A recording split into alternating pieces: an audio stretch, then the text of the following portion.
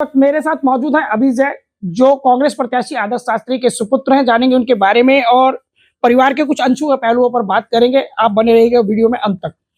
अपना परिचय दीजिए दर्शकों को। मेरा नाम है अभिजय शास्त्री। मैं 20 वर्ष का हूँ और मणिपाल से कंप्यूटर साइंस की इंजीनियरिंग कर रहा हूँ।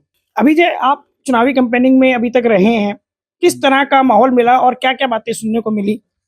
जब मैं नया नया आया था तब तो काफी लोग कह रहे थे कि बीजेपी की सबसे ज्यादा चांस है, पर अब जैसे जैसे मैं यहाँ रहा हूँ और पद यात्रा पे गया हूँ और लोगों ने देखा है, रैलीज हुई है, सभा हुई है, तो बदलाव तो बहुत आया है और इतना आ गया है कि बात बीजेपी की हो रही थी, पर अब तो ऐसा है कि निश्चिंत है कि पापा ही जीत रहे हैं और कि आम आदमी की जमानत जब्त हो रही है और बीजेपी हार रही है।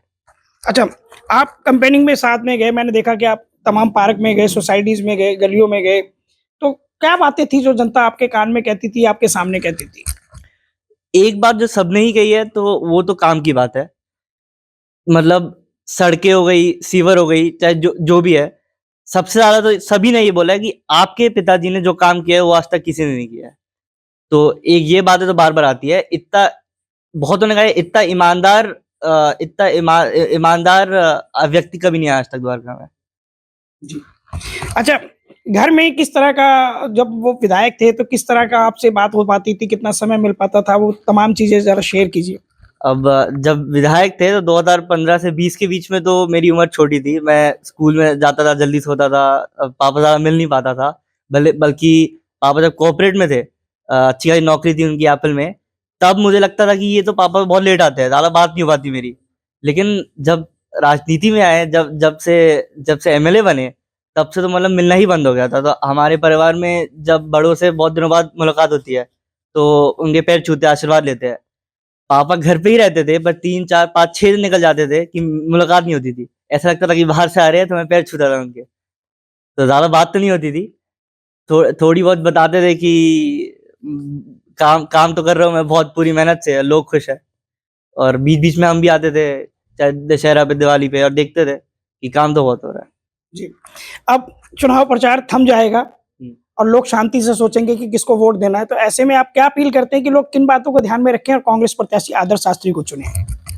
जितना मैंने देखा है कि जो ऑपोजिशन है वो ये बोलने में लगी है कि कि आम आदमी का ही ज़्यादा चांस है, तो अगर आप कांग्रेस के पीछे जाएंगे तो बीजेपी जीत जाएगी। तो बेकार है बहुत लोगों को कि बीजेपी जीत जाएगी तो कांग्रेस को वोट ना दीजिए। तो मैं तो यही बोलूंगा कि ऐसा बिल्कुल भी नहीं है, बल्कि आम आदमी पार्टी हार रही है और कांग्रेस इस पॉइंट पे सबसे ऊपर है।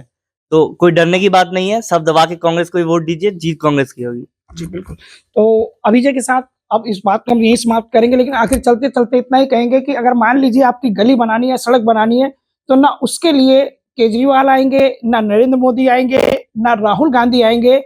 आएगा केवल आपका विधायक, जो आपके साथ रहेगा और जिसको आप जिता कर भेजेंगे।